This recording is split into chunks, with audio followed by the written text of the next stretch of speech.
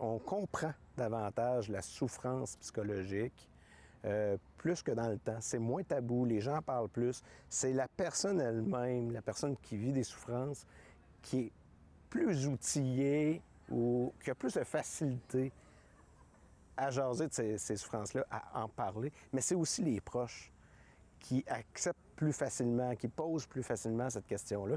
Et ça, en soi, c'est une très, très grande solution pour nos communautés.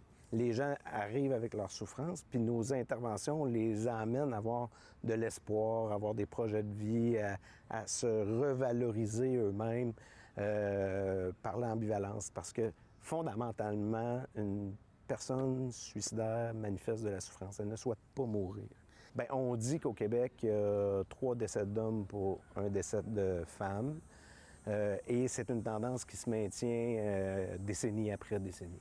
On va dire que c'est environ 80 décès par année en Mauricie, centre du Québec. Mais le plus difficile en prévention du suicide, à part que c'est 24 heures par jour, donc il faut travailler aussi de nuit, de soir, les fins de semaine, moi je dirais que c'est ça, c'est toute l'énergie que ça prend pour rester dans le positif, même si la personne voudrait nous parler de choses négatives.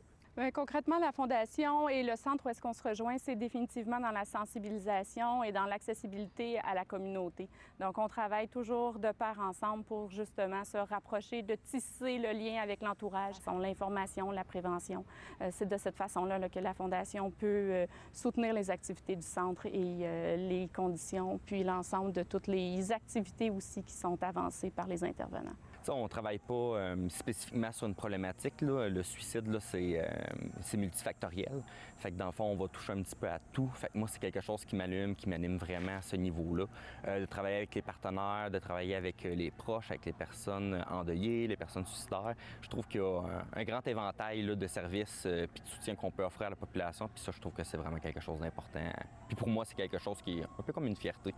Finalement, notre mission, c'est qu'on parle davantage de la prévention du suicide, qu'on continue à contribuer à la rendre toujours, à chaque jour, moins tabou, pour faire en sorte de créer un degré d'aisance dans nos communautés pour être capable d'en parler.